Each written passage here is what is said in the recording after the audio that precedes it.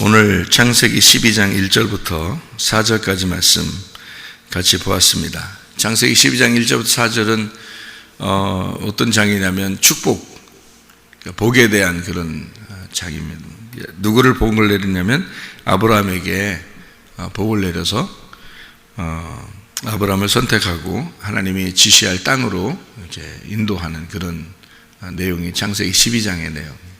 창세기 12장이 나오면은 그 앞에 바벨에 대한 이야기가 나오고 11장에 그 바벨 때문에 사실은 이제 하나님께서 창세기 12장에 있는 아브라함을 선택하셨다 이렇게 볼 수도 있는 거죠. 또 아브라함을 선택하려고 하니까 그 앞에 있는 11장을 놓고서 하나님이 언어를 혼잡하게 하고 이제 흩으시는 그런 장면들을 우리가 볼 수가 있죠. 창세기 12장 전까지는 말이에요. 창세기 12장 전까지는 언어가 같았습니다. 잘 생각해 보세요, 여러분. 창조 때, 창세기 1장, 2장, 창조 때 하나님이 아담과 하와를 창조하시고 그리고서 언어가 다 같았어요. 언어가 하나밖에 없었어요. 종교도 하나입니다. 하나님만 믿는 거예요. 아무 종교가 없어요. 다른 종교가. 그러니까 수천 년을 그들은 하나의 종교 그리고 하나의 그 민족으로 하나의 그 언어를 가지고 살았어요. 그러니까 그 사람들은 뭐든지 할 수 있었습니다. 그죠? 노아 홍수가 나서 다 멸망하고 난 다음에 그들이 다시 이제 노아 자손들로 인해서 이렇게 쭉 이제 흩어졌는데 그 사람들이 흩어져서 다시 모였어요. 이제 어제 용사들이 다시 뭉쳤다. 그래서 나가가지고 다시 뭉쳤거든요. 그게 이제 창세기 11장이에요. 다시 뭉쳐서 모였는데 왜 모였을까? 이 사람들이 뭐하러? 탑을 쌓으려고 모였어요. 탑은 어떤 탑이냐면 하나님 앞에까지 올라가지 않은 탑이었어요. 그걸 이제 바벨에 있는 이제 그 흩어졌다 해서 그 바벨이고 그 바벨에 있는 탑이라 해서 바벨탑이라 사람들이 그렇게 얘기를 하고요. 사실은 그 탑이 세워진 장소가 신할 땅입니다. 신할 땅. 그래서 신할 땅이라고 하면 여러분이 신할 땅이 어딘가, 근데 그게 어디냐면 바벨론이에요. 신할 땅이라는 장소가. 왜냐하면 다니엘서에 보면 신할 땅 그곳이 바벨이라고 나오고 그 바벨론이 이제 다니엘서가 이제 바벨론 그 시대에 쓴 거죠. 그래서 바벨론 시대에 신할 땅에 있는 그게 바벨이었고요. 그게 바벨론이 되었습니다. 그러니까 바벨이라고 하는 바벨론은 바벨탑, 바벨론, 그리고 신할 땅, 뭐 이세벨, 음녀 같은 의미로 성경에 쓰여 있는 그런 단어예요. 그러니까 그게 여러분이 이제 이 성경을 이렇게 보면 요한계시록을 보면 음녀가 나오는데 음녀는 큰 성이라 그래요. 그 큰 성은 뭘 의미하는 거냐면 바벨탑에 대한 그런 얘기고요. 그 바벨탑에 대한 이야기가 옛 성전에 대한 이야기예요. 이게 요한계시록을 이제 요약할 수 있는 큰 이제 줄기인데요. 그래서 성경을 거기에 이제 그렇게 요약을 할 수 있으면 이게 옛 성전이 무너지고 새로운 성전이 이제 세워져야 된다. 그런 옛 예루살렘이 무너지고 새로운 예루살렘이 세워진다. 그러니까 새로운 예루살렘, 새 예루살렘이라고 그러죠. 요한계시록에는 새 예루살렘 그러면 그게 신부예요. 그러니까 옛 예루살렘 그러면 음녀입니다. 그러니까 신부와 음녀를 비교한 거죠. 그러니까 요한계시록은 결국에는 신랑과 신부에 대한 이야기고요. 요한계시록은 신랑과 신부에 대한 이야기를 하려고 하다 보니까 반대를 써야 되겠죠. 그래서 음녀와 짐승에 대한 이야기가 쓰여 있는 겁니다.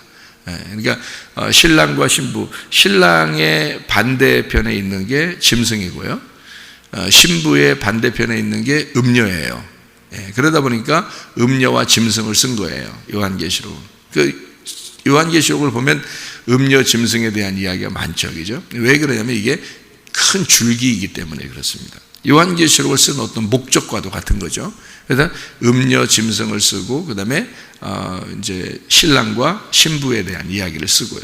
그러니까 마지막 결론 부분에서는, 요한계시록의 마지막 결론 부분에서는 신랑과 신부가 결혼하는 것으로 나오죠.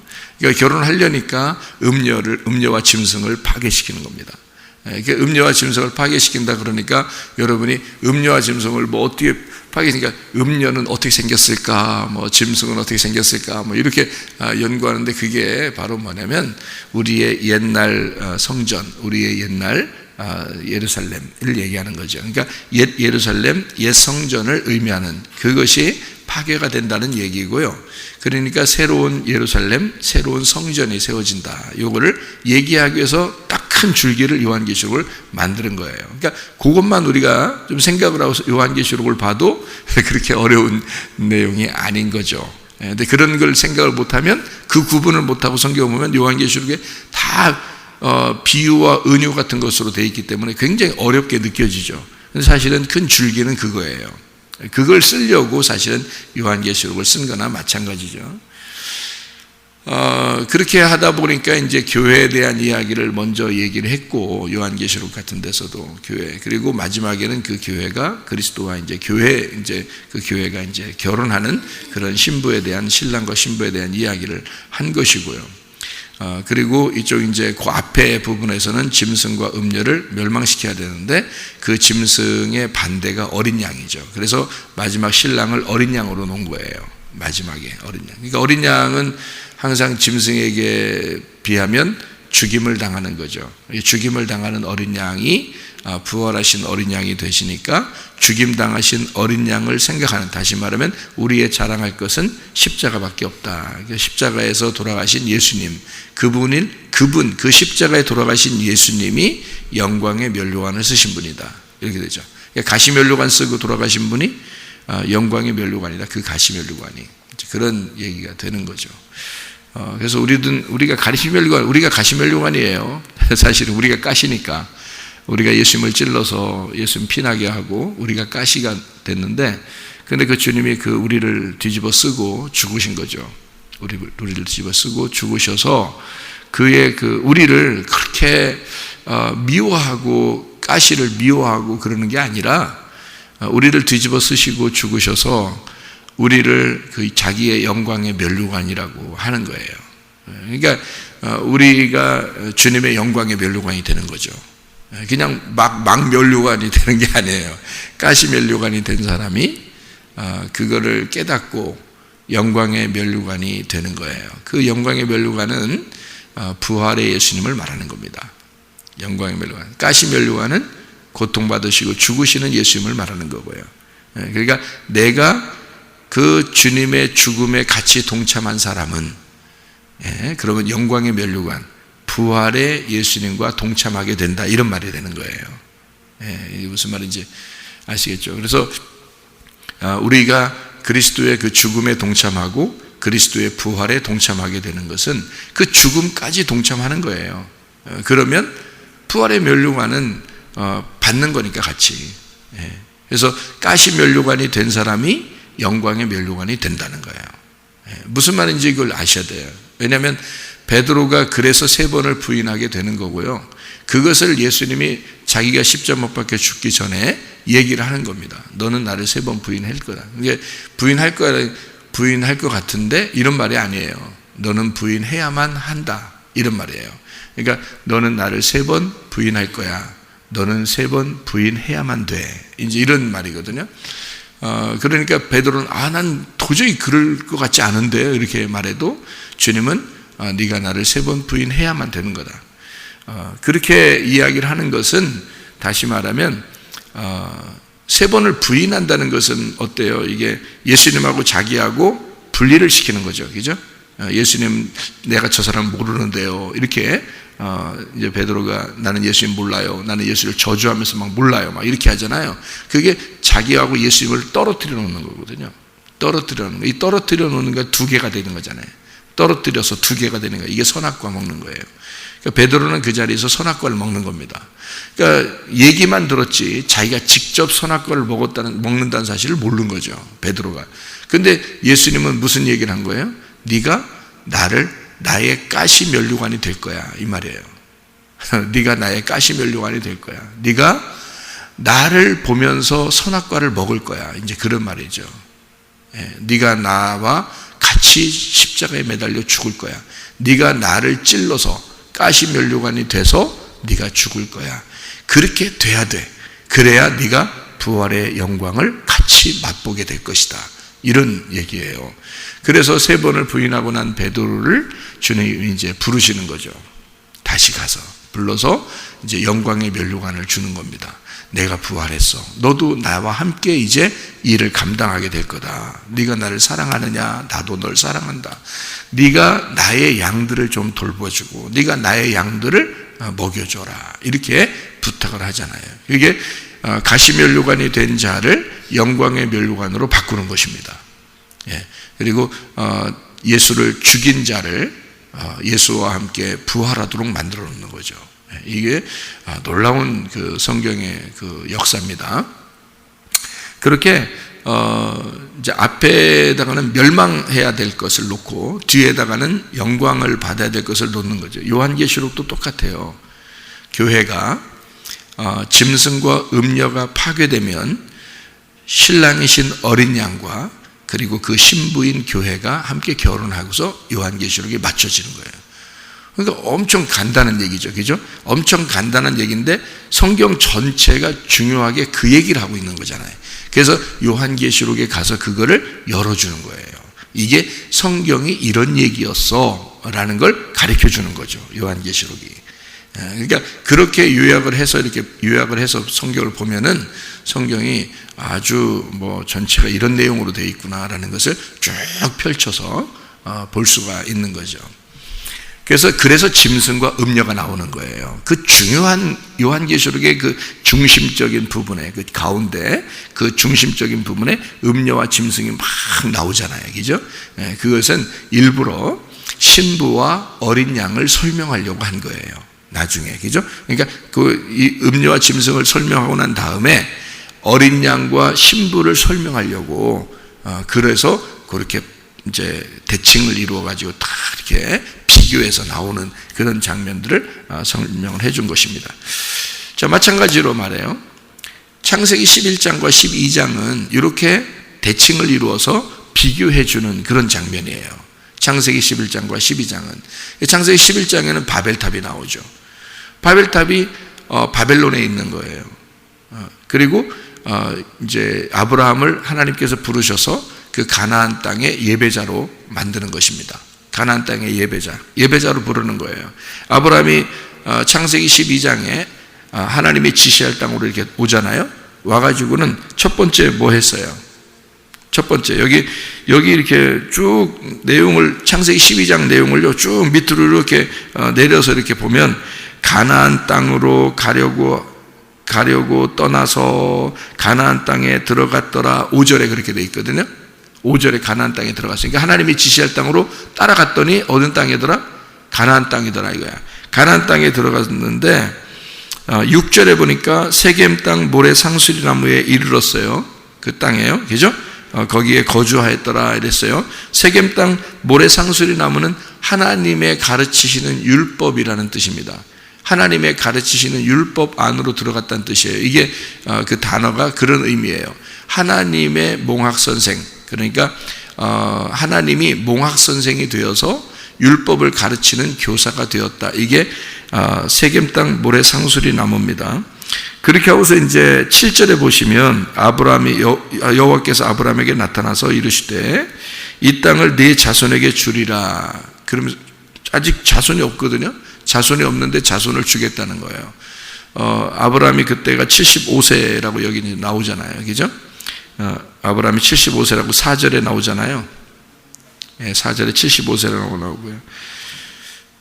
그리고 이제 7절에 이제 아브라함 자손에게 그걸 주리라라고 해놓고요. 계속 자손을 안 주니까, 그렇게 하고서 계속 자손을 안 주니까 이제 사라가 아유, 야, 뭐 우리 종 뭐 하고 그냥 뭐 대충 뭐 그냥 애기 낳으면 되지 않냐?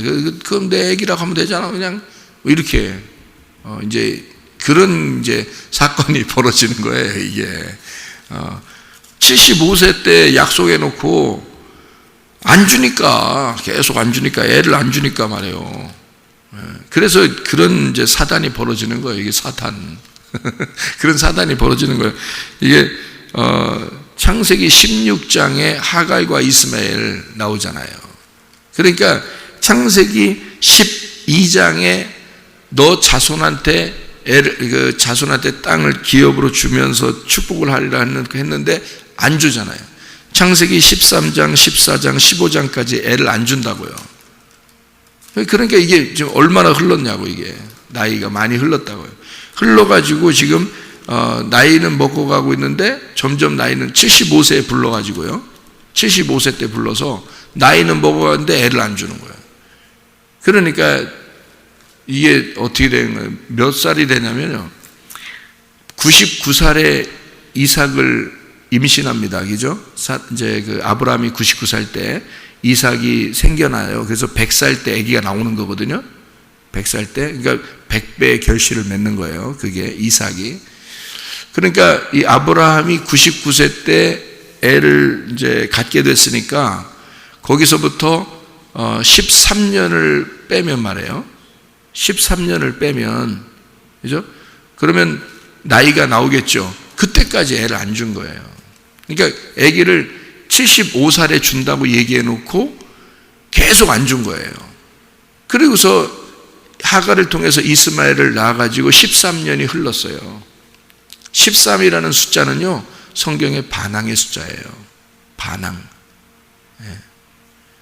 그러니까 왜 그러냐면 12이 완성이거든요. 성경은 절체가 이게 그 규격이 딱 정해져 있다 그랬죠. 숫자 같은 것도 규격이 정해져 있어요. 그것을, 그런 숫자를 절대 뭐 이렇게 넘어가거나 뭐 이렇게 해석을 하지 않아요. 성경은 정확하게 이렇게 정해져 있는 숫자 중에서 가장 완전한 숫자가 12이라는 숫자라 그랬죠. 그게 요한계시록에 천국을 이루는 숫자가 12이라는 숫자예요. 그래서 구약의 12지파, 신약의 12제자 이렇게 된 거거든요. 근데 12이라는 게 완성인데 거기다가 하나가 더해지면 13이 돼요. 하나가 더해지면. 그게 누가 더해지는 거예요? 12이 완성인데 완성하자, 이제 끝났다, 다 이루었다 그런데 아니 잠깐요, 내가 거기 좀 들어가야 되겠는데, 그래서 자기가 들어가면 13이 되는 거예요. 그러니까 이게 13이라는 게 반항이야. 하나님이 완성했다는데 네가 자꾸 굳이 네 생각을 집어넣겠다는 거잖아요. 그러니까 굳이 네 거를 갖다가 집어넣어서 더 해보겠다는 거 아니에요. 그래서 12에다가 너를 하나 더 하면 13이야. 그래서 그게 하갈 이스마엘 나오는 거예요. 그래서 13년 동안 하갈이 이스마엘을 낳고 13년 동안 안 나타나요. 아브라함한테. 하나님도. 그러니까 뭐 두고 보자 이런 의미는 아니고, 그런 말이 아니라 성경을 기록하기 위해서 그 숫자의 개념도 정확하게 맞추는 거예요. 그렇게. 그래서 13년 동안 아이를 낳고서 13년 동안 하나님이 안 나타나시고 그러죠. 여기에 그 창세기 16장에 16절을 보면 하갈이 아브라함에게 이스마엘을 낳았을 때에 아브라함이 86세였더라 그랬죠. 86세. 그러니까 75세에 부르고요. 그 다음에 10년 동안 아이를 안 줬어요. 그죠? 10년 동안 아이를 안 주고 86세에 아이를 준 거예요. 무슨 말인지 알겠어요? 예, 그러니까 왜 10년 동안 아이를 안 줬냐면 그 10년의 기간은 말씀이 내 속에서 잉태되는 기간이에요. 이렇게 말씀이 잉태가 되는 기간이라고. 그래서 10달 동안 아기들이 뱃속에 있는 거예요. 10달 동안. 그리고 10계명이 있는 거고요. 10개의 언약 이게 있는 거고요. 성경에 10개의 약속, 10개의 계명 이것이 있는 거고요. 우리 뱃속에도 10달 동안 말씀이 이제 잉태가 돼야 되는 거거든요. 그래서 75세에 부르시고, 사실 이제 아브라함과 사라 입장에서는 굉장히 이게 답답한 거죠. 얘기해놓고 왜 자손을 축복한다 해놓고 왜 우리한테 아기를 안 주나? 이래서 답답한 거죠. 그 답답한 마음으로 있는 게 10년이 지난 거예요. 근데 하나님은 답답한 게 아니야. 그게 10년이 반드시 지나야 됐었거든요. 근데 자기들이 답답하니까 이제 하갈을 통해서 이스마엘을 낳게 된 거예요. 그러면 이스마엘 낳으니까 아유, 사람들이 그렇게 잘못하니까 하갈 이스마엘 낳으니까 그래, 꼴 좋다, 믿음의 조상이라 그러면서, 그래 젊은 여자 주니까 얼른 해가지고 줘가지고 이스마엘이나 낳고 또 이스마엘에게나 축복해 주십시오. 하나님한테 그게 할 소리요. 또 그렇게 얘기하고 잘났다 이렇게 우리가 얘기하면 안 되는 거예요. 여러분 같으면 안 하고서 그렇게 하나님이 약속했는데 10년이 지났어요. 아닌가? 이러지 않겠어요? 이거 아닌가? 10년이 지났어요. 그리고 하갈을 통해서 이스마엘 낳았어요. 하나님이 안 나타나요. 그러면 몇 년을 안 나타난 거야? 생각을 해보세요. 10년이 지났으니까 10년 지나고 13년이 또 지났으니까 23년이라고 해요. 그래서 이제 아기 임신하는 기간까지 해서 하면 24년, 25년이 된단 말이에요. 그러면 그 기간 동안 하나님이 아기에 대한 약속을 안 한단 말이에요. 75살에 약속해 놓고 75살에 분명히 약속했어요. 75살에 가나안 땅에 들어오게 됐고요. 네 자손에게 이 땅을 주리라라고 얘기했어요. 그래 놓고서 아기를 안 주고서 23년, 24년, 25년이 지났다고요.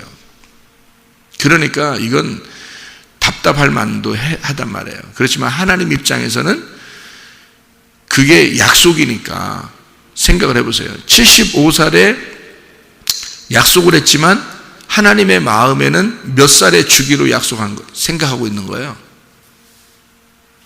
100살에 주기로 약속하는 거예요. 왜 100살에 주기로 하나님은 계획을 하고 계시냐면 성경의 100배의 축복이기 때문에 그래요. 아브라함이 100배의 축복을 받아야 되기 때문에 아브라함을 믿음의 조상으로 불러야 되기 때문에 그런 거예요. 하나님의 계획인 거죠. 아브라함을 하나님의 계획에 의해서 100배의 축복을 주기로, 그러니까 이 사람은 내가 선택한 100배의 축복을 주기로 선택한 사람이야. 그러니까 100배의 결실을 맺어야 돼. 그러니까 몇 살에 아기가 나와야 되면 100살에 나와야 돼 라고 하나님이 결정해 놓고 있었단 말이야. 결정해 놓고. 근데 그 앞에 자발 없이 하갈을 통해서 이스마엘을 낳았다고 우리가 볼 때는 믿음의 조상이 꼴 좋다 이렇게 말할 수 없는 게 왜 그러냐면 성경은 다 규격을, 울타리를 딱 쳐놓고 성경을 써놓기 때문에요. 이게 예사롭게 일어나는 일은 하나도 없습니다. 성경이요. 그러니까 아브라함이라는 사람, 그 속에서 나온 아이가 둘이 있어야 되는데, 대표적으로 둘이 있어야 되는데 이스마엘과 이삭이 돼야 되는 거예요. 하나는 장자, 하나는 차자가 돼야 되는 거예요. 그래서 이거를 첫째 아담과 둘째 아담이 돼야 되는 거죠. 그러니까 아브람이 이삭을 낳기 전에는 아브람이란 말이에요. 아브람, 자기 혼자 왕이란 말이에요. 자기 혼자 왕이야. 근데 이삭을 낳고 난 다음에는요, 아브라함이 되는 거예요. 아브라함은 민족의 아버지가 되는 거죠. 그러니까 믿음의 조상이 되는 거예요. 그러니까 이게 완전히 전환되는 그거죠. 그러니까 이스마엘을 낳을 때도 하나님이 그냥 두는 거예요. 이스마엘 낳을 때도 그냥 둬. 그리고서 13년, 이것은 너에 의해서, 그러니까 첫째 아담이 스스로 선악과를 먹은 거야. 첫째 아담이 스스로 선악과를 먹은 거잖아요. 하나님 먹으라고 해서 그런 게 아니잖아요. 스스로 먹은 거잖아요. 그거를 스스로 사라를 통해서 하갈을 맞이하고 그리고 이스마엘이라는 열매를 먹어버린 거잖아요. 이게. 그러니까 이게 아브라함이 사라를 통해서 이스마엘 하갈을 받아들이고 이스마엘을 낳았다라고 하는 게 뭐를 얘기하려고 한 거예요. 그러니까 선악과를 얘기하려고 했던 거예요. 그래서 선악과를 얘기하려고 했기 때문에 갈라디아서 4장에 하갈과 사라에 대한 이야기가 나오는 거고요, 이스마엘과 이삭에 대한 이야기가 나오는 거예요. 그게 하나는 율법에 대한 이야기를 하고 하나는 은혜, 복음에 대한 이야기가 나오는 거죠. 이거를 갈라디아서 4장에 바울이 정확하게 구분을 해놓은 거예요. 어떻게 알았기 때문에? 지혜로 이걸 깨달은 거죠. 조상들이 아브라함이 왜 이스마엘을 낳을 수밖에 없었는지, 그리고 사라를 통해서 이삭을 왜 낳을 수밖에 없었는지를 그거를 딱 구분해낸 거예요. 이게 율법과 은혜에 대한 이야기였다라고 하는 것을 바울이 해석해낸 겁니다. 그게 갈라디아서 4장이에요. 그러니까 우리의 진짜 자유한 어머니는 사라이다. 종된 여자에게서 나온 자가 이스마엘이다. 그래서 율법, 그리고 자유한 자를 통해서 나온 이삭, 우리에게 은혜가 되시는 복음, 예수님을 의미하는 것이다 라고 설명을 한 거예요. 그것을 그러니까 일부러 아브라함이 13년 동안 하나님이 나타나지 않는 하갈을 통해서 이스마엘을 낳았을 때 너는 나에게 반항한 거야, 너는 나에게 반기를 든 거야, 네가 나를 침범한 거야. 그게 뭐냐면 선악과잖아요. 선악과. 그거를 아브라함이 이 사례를 통해서 이거를 선악과를 먹어버린 거죠. 그게 이 선악과가 하갈이었던 거고 이스마엘이었던 겁니다. 그죠? 그래서 그게 율법이라는 거예요. 율법. 그냥 뭐 선악과 그러면 괜히 율법 무슨 공식처럼 무슨 얘기하는 것처럼 그냥 얘기하는 줄 알지만 그렇지 않아요. 성경은 다 정해져 있기 때문에 그런 거고요.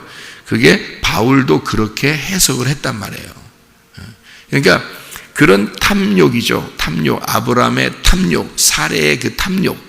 그러니까 아기를 가져야만 하는데 라는 자기들이 결정했던 그 아기, 그게 이제 이스마엘이었던 거죠. 그런 탐욕에 의해서 선악과를 먹었고 그 탐욕은 우상숭배가 되었고 그거를 정죄하는 것이 율법이 되는 겁니다. 무슨 말인지 아시겠죠? 그렇게 오게 된 거를 이삭을 낳음으로써 100배의 축복을 받게 되는데 그게 100살의 아기를 낳는 거예요. 100살에. 그러니까 하나님은 어차피 이스마엘이 나든 안 나든 이삭은 100살에 낳게 돼 있었던 거예요. 약속이. 그러니까 하나님은 미리 부르시고 그 다음에 율법 안에 집어넣었다가 다시 하나님의 은혜로 100살의 아기를 낳게 되었어요. 그리고 그거를 정확하게 깨닫게 해주는 것이 창세기 22장입니다.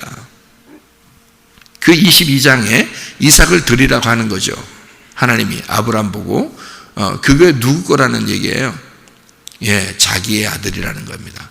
그러니까 아브라함이 낳았지만 결국 하나님은 자기 아들로 선포하는 겁니다. 그날 네 아들이 아니고 내 아들이야. 이거는 그러니까 네 아들은 쫓겨났어. 이스마엘 쫓겨났어. 그리고 내 아들을 네가 키우게 될 거다. 내 아들을. 그래서 그날 자기 아들이라는 걸 선포하는 날이에요. 이삭을. 네가 낳았지만 그게 누구를 낳은 거냐면 내 아들 예수를 낳은 거야. 그게 이제 하나님의 그 선포예요. 그날 아브라함하고 완전히 끊어놓고 자기의 아들을 이삭이라는 자기의 아들을 아브라함에게 다시 안겨주는 거죠. 참 놀라운 장면이죠. 그리고서 이제 아브라함의 사역은 끝나는 거예요. 그렇게 하고서 그 다음에 바로 이어서 이삭이라는 사역이 나오는 겁니다. 이제 아브라함을 이어서 믿음의 조상이 이삭이 되는 거죠. 그리고 아브라함이 이삭으로 이제 믿음의 조상이 연결되고 그리고 난 다음에 이삭이 바로 야곱에게 또 넘겨주는 거죠. 야곱에 넘겨줘서 그 야곱에게 넘겨준 그 믿음의 조상 야곱이 이스라엘이 되는 겁니다.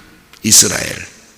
그래서 모든 사람들이 다 하나님의 백성 이스라엘이 되도록 만드는 그게 이제 하나님의 왕자들을 만드는 거죠. 그게 성경의 이 창세기의 역사예요. 창세기 역사. 그러니까 창세기의 역사의 가장 그 포인트, 그 전환점을 가져온 게 창세기 12장인 거죠. 12장. 그 앞에까지는 어떻게 했다고요? 족속이 하나고, 언어도 하나고, 민족도 이게 다 하나예요. 한 민족이에요. 자기 백성들, 한 민족이고요. 그리고 하나의 언어를 가지고 있어요. 종교도 하나예요. 하나님만 오직 믿는 거예요. 다른 종교라는 게 없어요. 오직 하나님만 믿는 건데요. 근데 진짜 하나님을 믿는 게 뭐냐라는 것을 12장에서 가르쳐 주는 거예요. 11장까지 그러니까 뭐 어떻게 했다는 거예요? 가짜 믿었다는 얘기예요. 하나님을 믿긴 믿는데 막연히 하나님을 믿었다는 얘기예요. 여러분 교회 나와서요, 둘 중에 하나입니다. 교회 나오면 둘 중에 하나로 하나님을 믿어요. 여러분이 막연히 성경도 제대로 모르고 막연히 그냥 하나님을 믿는다고 찾아가는 사람들이 있어요.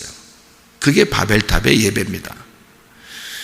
근데 분명하게 하나님이 나를 부르시고 하나님이 내게 말씀하셔서 가슴으로 하나님을 만난 사람이 하나님의 섬기심으로 하나님을 믿는 사람이 있어요. 그 사람이 창세기 12장이에요. 그러니까 창세기 11장으로 믿는 사람이 있고요, 창세기 12장으로 믿는 사람이 있단 말이에요. 그러니까 완전히 다른 거죠. 이게 믿음 자체가 반대예요. 그거를 구분을 정확하게, 바울이라는 사람은 이게 헬라 지식을 가지고 있기 때문에요, 이게 선악으로 딱 구분합니다. 그래서 바울이 정확하게 구분해내는 거예요. 한쪽은 율법이고 한쪽은 복음인데, 이 율법은 죄와 사망의 법이다. 이것은 우리를 죽이는 거다. 오라 나는 곤고한 자로다. 이 사망의 법에서 누가 나를 건져내겠느냐. 이 율법을 말하는 거예요. 그리고 거기서 건져내신 그리스도가 나의 주인이 되셨다. 이걸 고백하는 거고요. 그게 생명의 성령의 법이다. 나는 그 안에서 자유할 것이다. 이런 얘기예요. 그러니까 이걸 정확하게 구분해낸 사람, 헬라 철학을 가지고 있기 때문에 그래요. 바울이 헬라 철학을, 그리스 철학을 가지고 있는 사람이고 많이 배운 사람이니까 이게 탁탁 구분이 되는 겁니다. 그래서 구약을 완전히 선과 악으로 그러니까 이걸 율법과 은혜로 정확하게 딱 구분해 버린 거죠. 그래서 딱 나누어 버렸어요. 그게 이제 바울인데요. 우리가 이것을 나누면서 이것은 우리한테 이 성경이 오면서요, 그 과도기죠. 신약을 쓰는 과도기인데 바울이 그때 성경을 쓰는 과정이니까. 근데 우리는 이걸 다 구약과 신약을 다 이제 보는 거죠, 우리가. 그죠? 구약과 신약, 바울 시대만 해도 신약이 없었어요. 완전히 완성되지 않았고 구약만 있었거든요. 그래서 이 사람은 구약을 갖다가 해석을 하면서 편지를 쓴 거예요. 근데 그걸 이제 나중에 사람들이 이걸 모집을 해서 구약과 신약으로 이렇게 모집을 해놓은 책이 이거죠. 이게 성경책이 된 거죠. 지금 우리들의 성경책. 그러니까 우리는 구약과 신약을 딱 나누어서 다 볼 수 있는 거예요. 근데 나누어서 보니까 어때요? 이건 나쁜 놈, 이건 좋은 놈 이렇게 나오지 않았다는 말이죠. 성경을 다 완성을 시켜서 보니까 이게 하나님의 사랑이었더라는 거죠. 이게 하나님의 사랑이었구나. 아하, 이 모든 말씀은 사랑으로 완성되는구나. 이게 결국에는 하나님이 구약의 하나님이 결국에 신약의 하나님으로 우리에게 완성시켜서 우리를 사랑하고자 하는 것이었구나. 우리에게 사랑하시는 하나님이구나라는 걸 깨닫게 되는 거죠. 그래서 성경을 제가 선악의 나무로 볼 것이냐 아니면 생명나무로 볼 것이냐, 그래서 선악의 나무가 시작됐으면 생명나무로 완성이 돼야 된다, 이렇게 얘기하는 이유가 바로 그래서 그런 겁니다.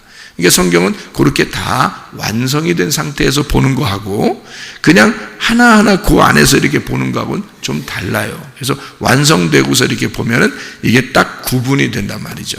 그래서 창세기 11장과 12장은 사실은 이렇게 연결되어 있는데 이것이 나누어져 있어요. 그런데 연결되어 있어요. 이게 왜 그러냐면 예배 문제입니다. 예배요. 그래서 예배를 어떻게 드리느냐 하면 사람들이 성을 바벨탑을 쌓을 때요, 성을 쌓고서 그 다음에 탑을 이렇게 세워요. 그 탑을 세우는 게 뭐라겠어요? 예배라고 그랬죠. 예배. 하나님께 가까이 가려고, 하나님께까지 가려고 예배 드리는 겁니다. 그게 탑이에요. 모든 탑들이 그렇게 세워졌다 그랬죠. 그러니까 성을 먼저 쌓고, 성이 뭐예요? 자기들이 살아야 될 거냐. 자기들이 살아야 될 것을 쌓고 그 다음에 쭉 탑을 올리는 겁니다. 그 안에. 그죠? 그러니까 예배를 드리는 거죠. 근데 아브라함을 부를 때요, 창세기 12장을 한번 봐봐요. 창세기 12장을 보면은 여기에 하나님이 아브람을 불러가지고 가나안 땅에 집어넣습니다. 그리고 난 다음에 이제 거기다 7절에 보니까 어떻게 돼 있다고 했냐면 네 자손에게 주리라 얘기해 놓고요. 그러면서 그곳에서 뭘 쌓았어요? 제단을 쌓았어요. 자, 여기까지 집이 있어요, 없어요? 집이 없어요. 뭐부터 쌓았다는 얘기예요? 예배부터 드렸다는 얘기야. 그러니까 집이 먼저가 아니고 예배가 먼저였던 거죠. 무슨 말인지 알아요? 이게 완전 반대잖아요. 창세기 11장에 바벨탑을 쌓을 때는 성을 먼저 쌉니다. 그 다음에 거기다 탑을 세우는 거거든요. 탑이 예배예요. 그런데 12장에는 예배를 먼저 드려요. 예배를. 그리고 장막을 칩니다. 이게 창세기 12장의 7절, 8절 이게 아주 특징이에요. 창세기 11장과 12장의 그 구분이 아주 특징적인 구분이거든요, 이게. 창세기 12장 7절, 8절에 7절에 이제 제단을 쌓고요. 8절에 보니까 거기서 어디로 옮겨요? 베델. 베델이 뭐예요? 베델이 하나님의 집이잖아요. 하나님의 집 베델. 거기서 야곱이 하나님 만나잖아요. 베델에서. 이해가 돼요? 그러니까 이 베델이 하나님의 집이라고요. 이 하나님의 집이 자기의 장막이 되는 거예요. 하나님의 집이. 그러니까 예배를 먼저 드리고 하나님께 제단을 먼저 쌓고요. 하나님 중심입니다. 그 다음에 베델에 자기의 장막이 쌓여지는 거죠. 자기 집은 어디다? 교회다. 내 집은 교회야.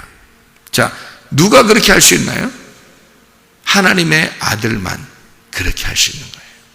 하나님의 아들만. 여러분이 하나님의 자녀라면 이렇게 하겠죠. 그죠? 먼저 하나님께 예배드리는 하나님 중심으로. 그 다음에 내 집은 어디다? 하나님의 집이다. 이렇게 되는 거죠.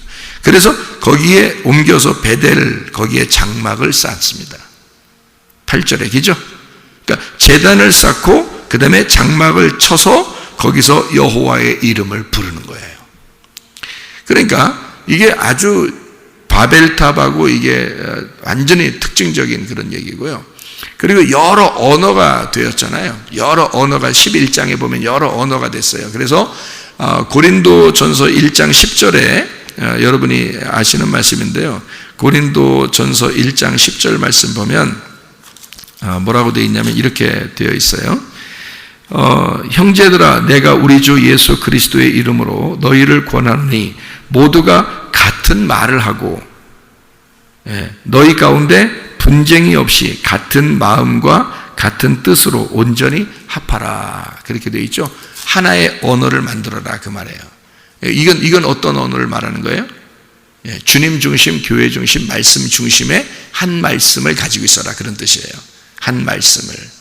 그러니까 왜냐하면 바벨탑이 뭐라고요? 바벨이라는 게 여러 언어로 흩어진 거라고요. 여러 언어로 흩어진 거라고. 여러 각 방언들이 있는 거라고요. 그거를 뭘로 만들어라는 거예요? 하나의 말씀으로 만들어야 된다. 하나의 말씀으로. 그러니까 진리의 말씀이 있는 거야 라는 얘기죠. 그러니까 보세요. 사람들이 하나님 앞에 막 나가려고 할 때는요, 이게 각자 다 자기들이 하나님인 거예요. 각자 다 자기들 다 하나님이 되는 거예요. 각자 말이 다 있는 거예요. 그거를 하나님이 알려주시고 흩으신 게 바벨이라는 겁니다. 하나님이 그걸 알아서 흩으신 게 바벨이고요. 이거를 하나님이 한 사람을 선택을 해서 하나님의 말씀을 주시는 겁니다. 하나님의 말을 그에게 주는 거예요. 이 하나의 말이 진리라는 거죠. 그러니까 진리는 어디서 오는 거예요? 위에서 내려오는 거예요. 사람들의 말은요, 밑에서 있는 거고요. 사람들의 여러 말들은 밑에 있는 거야. 사람들의 생각, 사람들의 지식 이런 것들은 밑에서 땅에서 위로 올라가려고 하는 거고요. 하나님의 진리의 말씀은 위에서 내려오는 거예요. 하나님에게서 사람에게 내려오는 거라고. 그거를 받은 자가 아브라함이었던 거예요. 여러분 가만히 앉아서 그냥 말씀 듣고 있지만 이게 하나님의 말씀이라면 여러분이 아브라함 되는 거예요. 이게 하나님이 여러분을 선택하는 거라고요. 이 말씀이 여러분에게 들어가면 이렇게 다른 거예요. 순서가 완전히 반대예요. 이렇게. 그걸 전환점을 이룬 게 12장이라고요. 여러분, 우리가 주님의 말씀 그 중심으로 또 그 교회 중심으로 이렇게 살아간다는 것은요, 이건 아브라함의 축복이 여러분에게 내려왔다는 얘기예요. 이게 중심이란 말이에요. 사람들은 다 자기 집 중심이잖아요. 자기 돈 중심, 자기 자식 중심, 자기 거 중심, 자기 집 구석 중심이잖아요. 여러분, 이게 완전 바벨탑이라니까요. 그게요. 바벨탑을 세우고 있는데도 그걸 몰라. 그러면서 하나님 믿는다는 거예요. 그러니까 순전히 자기가 하나님 만나본 적은 없고 자기는 순전히 하나님을 섬긴다고 막 올라가려고 하는 거예요. 애쓰는 거죠. 자기 집 잘 되려고. 근데 하나님은 그렇게 해서 만나는 게 아니에요. 하나님이 그걸 흩으시죠. 흩어버린다. 멸망시킨다고. 옛 성전, 옛 예루살렘은 멸망당한다. 그게 마태복음 24장이에요. 그 전체가 짐승과 음녀에 대한 멸망이라고 요한계시록이라고요. 그리고 새로운 성전, 새로운 예루살렘을 세운다. 요한계시록의 요약이라고 그랬죠. 마태복음 24장에 그래서 예수님이 이것을 멸망시켜, 저 예루살렘을 멸망시킬 거야, 저 성전을 멸망시킬 거야.